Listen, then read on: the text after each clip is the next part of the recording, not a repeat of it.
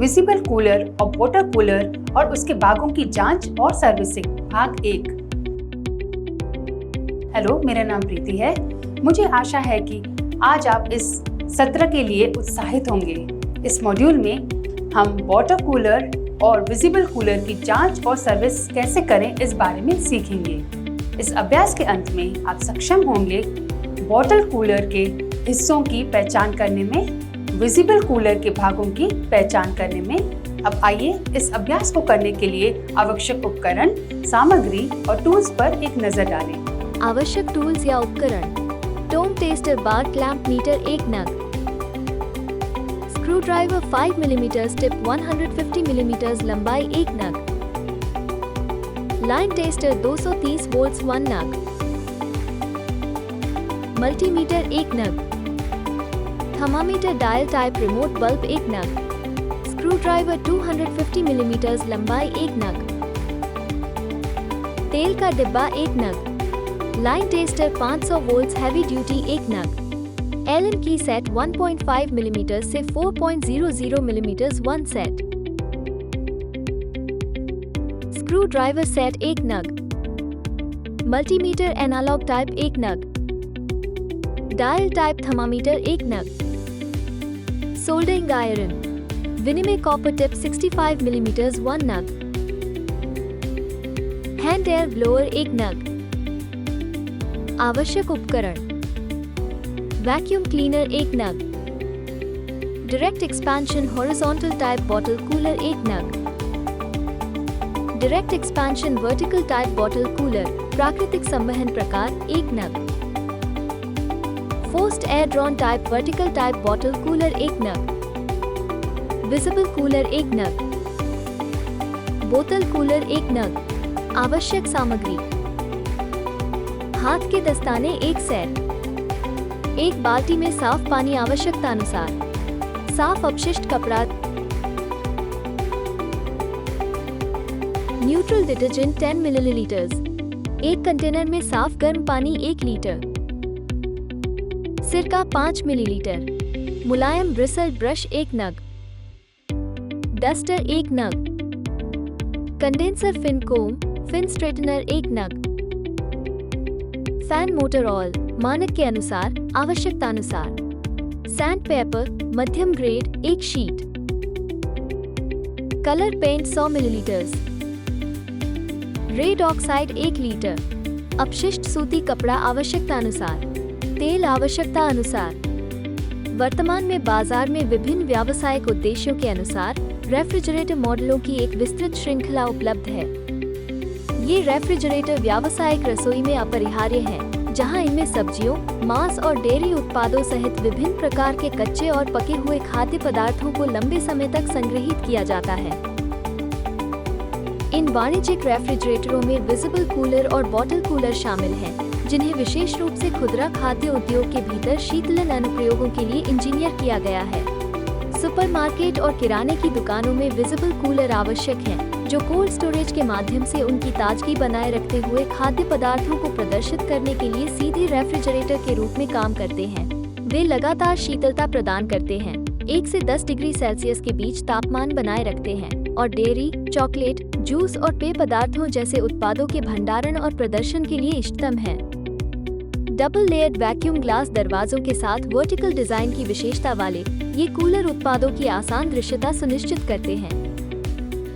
समायोजित wired racks और gravity दरवाजे से सुसज्जित विजिबल कूलर को व्यावसायिक उपयोग के लिए तैयार किया गया है।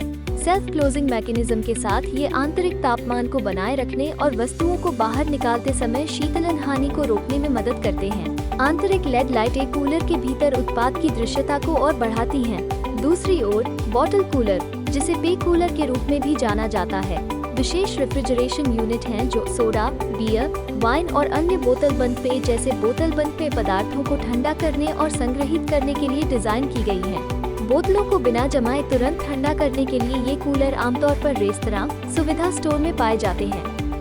बॉटल कूलर में आमतौर पर अलमारियों या रैक के साथ एक हॉरिजॉन्टल लेआउट होता है, जो विशेष रूप से बोतलों को सुरक्षित रूप से रखने के लिए डिजाइन किए जाते हैं। कुछ मॉडलों में आंतरिक तापमान को बनाए रखने में मदद करते हुए संग्रहित पेय पदार्थों तक आसान पहुंच प्रदान करने के लिए स्लाइडिंग या स्विंगिंग दरवाजे भी हो सकते हैं। ये कूलर रेफ्रिजरेशन प्रणालियों से सुसज्जित होते हैं जो आंतरिक हिस्से को वांछित तापमान सीमा तक कुशलतापूर्वक ठंडा करते हैं, आमतौर पर 0 से 10 डिग्री सेल्सियस 32 से 50 डिग्री फ़ारेनहाइट के बीच, ये सुनिश्चित करते हुए कि बोतलबंद पेय ठंडे बने रहें। कई बॉटल कूलर समायोज्य तापमान नियंत्रण, लेड प्रकाश व्यवस्था जैसी सुविधाओं के साथ भी आते हैं।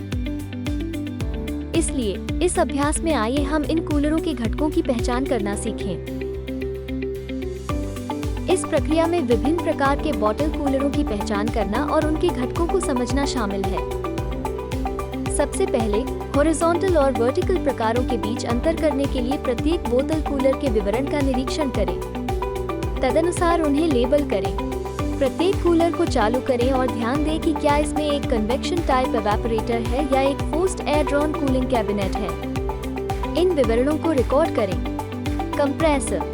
कंप्रेसर के लिए बॉटल कूलर को बंद करके और कंडेंसिंग यूनिट कंपार्टमेंट को जोड़ने वाले वायर गार्ड को हटाकर शुरुआत करें। पंखे की मोटर के पास कंप्रेसर का स्थान निर्धारण करें और बोतल कूलर में उपयोग किए जाने वाले कंप्रेसर के प्रकारों का अध्ययन करें। भली भांति बंद करके सील किए गए कंप्रेसरों की पहचान करें और नेम प्लेट में दिए गए HP, एम्पियर, वोल्ट जैसे उनके विनिर्देशों को नोट करें। कंप्रेसर की सक्शन लाइन का पता लगाकर कंप्रेसर के इनलेट और आउटलेट का मूल्यांकन करें। इसी प्रकार कंप्रेसर की डिस्चार्ज लाइन का पता लगाएं। अब यूनिट शुरू करें। मल्टीमीटर या टोंग टेस्टर का उपयोग करके कंप्रेसर एम्पियर और पंखे की मोटर एम्पियर की जांच करें।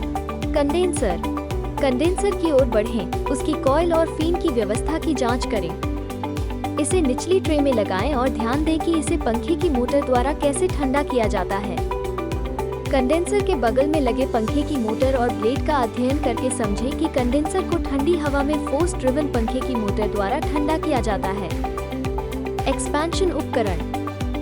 इसके बाद बॉटल कूलर में उपयोग किए जाने वाले एक्सपेंशन उपकरण का निर्धारण करें और उसका अध्ययन करें, ये ध्यान में रखते हुए कि कैपिलरी ट्यूबों का उपयोग डायरेक्ट एक्सपेंशन टाइप बोतल कूलर में किया जाता है। कैपिलरी ट्यूब से जुड़े फिल्टर ड्रायर के प्रकार का निरीक्षण करें। इवापोरेटर।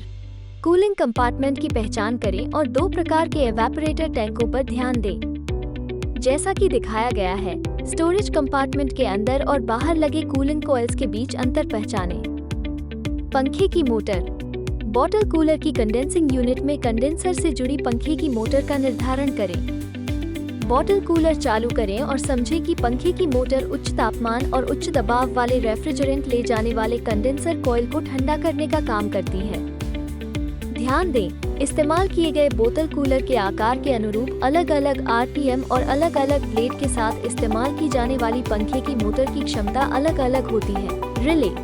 बोतल कूलर में प्रयुक्त रिले को पहचानें। बॉटल कूलर को बंद कर दें, रिले को कंप्रेसर से हटा दें। विद्युत सर्किट से आने वाले ट्रेस, कॉमन या न्यूट्रल तार को पहले OLP की श्रृंखला में जोड़ा जाता है और फिर रिले के L चिन्हित टर्मिनल से जोड़ा जाता है। रिले को इस प्रकार रखें कि कॉइल का शीर्ष नीचे की ओर अंकित हो। कंप्रेसर के रनिंग लीड टर्मिनल में चिन्हित R और कंप्रेसर के शुरुआती लीड टर्मिनल में चिन्हित S के अनुसार रिले को फिक्स करें। कंप्रेसर चालू करें और कार्यप्रणाली की जांच करें। Overload protector. विद्युत परिपथ में ओवरलोड प्रोटेक्टर की पहचान करें। सर्किट से ओवरलोड प्रोटेक्टर हटाएं, पिन व्यवस्था का निरीक्षण करें और इसे वापस फिक्स करें। ध्यान दें, जब कंप्रेसर अधिक करंट खींचता है या जब कंप्रेसर अत्यधिक गर्म हो जाता है तो OLP ट्रिप हो जाता है और कंप्रेसर की सुरक्षा करता है। जब कंप्रेसर द्वारा उच्च धारा खींची जाती है और जब करंट हीटिंग तत्व से होकर बाई मेटल डिस्क तक जाता है तो बाई मेटल डिस्क झुक जाती है और कंप्रेसर को बिजली की आपूर्ति को विस्थापित कर देती है, जिससे कंप्रेसर सुरक्षित हो जाता है। थर्मोस्टेट। अंत में थर्मोस्टेट का निर्धारण करें और मूल्यांकन पूरा करें। थर्मोस्टेट बल्ब का अध्ययन करें, इसके कार्य का आकलन करें और विभिन्न बोतल कूलर क्षमताओं के लिए दी गई रिकॉर्ड शीट में तापमान रिकॉर्ड करें। ध्यान दें, हाई कूल और लो कूल के बीच नॉब को समायोजित करके हम कैबिनेट के तापमान को आवश्यकतानुसार नियंत्रित कर सकते हैं। कार्य 2, विजिबल कूलर के भागों की पहचान करें। कार्य में कूलर की विस्तृत जांच शामिल है, विशेष रूप से इसके विजिबल यांत्रिक भागों, प्रशीतन प्रणाली के घटकों और इसके विद्युत सर्किट के तत्वों की। कूलर के यांत्रिक भागों से शुरू करते हुए उसके घटकों की पहचान करें और उनका निर्धारण करें। जैसा कि चित्र में दिखाया गया है, ए से जी तक लेबल किया गया है। भाग ए, बी और सी का निर्धारण करें। दरवाजा खोलने के लिए हैंडल खींचें और भाग डी का पता लगाएं। ध्यान दें कि भाग ए का उपयोग विशेष रूप से पेय पदार्थ और खाद्य उत्पादों को रखने के लिए किया जाता है और भाग जी को बोतल कूलर की कंडेंसिंग यूनिट में हवा को प्रवेश करने की अनुमति देने में अपनी भूमिका के लिए जाना जाता है। रेफ्रिजरेशन प्रणाली के घटकों की पहचान करें। ध्यान दें, कूलर के पीछे या सामने की ओर ध्यान दें। स्क्रू ड्राइवर का उपयोग करके निरीक्षण द्वार के स्क्रू हटा दें। किसी निर्दिष्ट तालिका में चित्र और दस्तावेज विवरण में दिखाए गए अनुसार घटक ए, बी, सी, डी और ई का पता लगाएं। ध्यान दें, इन घटकों को एवेपोरेटर अनुभाग के कवर को हटाकर कैबिनेट के अंदर से देखा जा सकता है। विद्युत सर्किट घटकों के साथ जांच जारी रखें। यहाँ एफ और ग भागों को ट्रेस करके उनका निर्धारण किया जाता है। भाग ग में टर्मिनल कनेक्टर और तार होते हैं। उपकरण का दरवाजा बंद करना भी इस प्रक्रिया का एक हिस्सा है। इसके बाद इन भागों का निरीक्षण करने और विवरण को किसी अन्य तालिका में रिकॉर्ड करने का निर्देश दिया जाता है। सभी पहचाने गए और लेबल किए गए हिस्सों की विशिष्टताओं को एक रिकॉर्ड शीट पर प्रदान की गई निर्दिष्ट तालिकाओं में रिकॉर्ड करें और दर्ज की गई जानकारी के लिए प्रशिक्षक की मंजूरी प्राप्त करें। ये संपूर्ण प्रक्रिया कूलर के यांत्रिक भागों, रेफ्रिजरेशन प्रणाली घटकों और विद्युत सर्किट तत्वों की व्यापक समझ और दस्तावेजीकरण सुनिश्चित करती है, जिसका समापन एक प्रशिक्षक द्वारा निष्कर्षों के शैक्षिकी सत्यापन में होता है। इस अभ्यास के अंत पर आ गए हैं। आइए इस मॉड्यूल में हमने जो सीखा है उसको दोहराएं। हमने सीखा है बॉटल कूलर के हिस्सों की पहचान करना, विजिबल कूलर के भागों की पहचान करना। इस प्रकार हमने विजिबल और बॉटल कूलर की जांच और सर्विस करना सीख लिया है। आशा है आप इसे स्पष्ट रूप से समझ गए होंगे। इस अभ्यास को अपने प्रशिक्षक की सहायता से करें। धन्यवाद।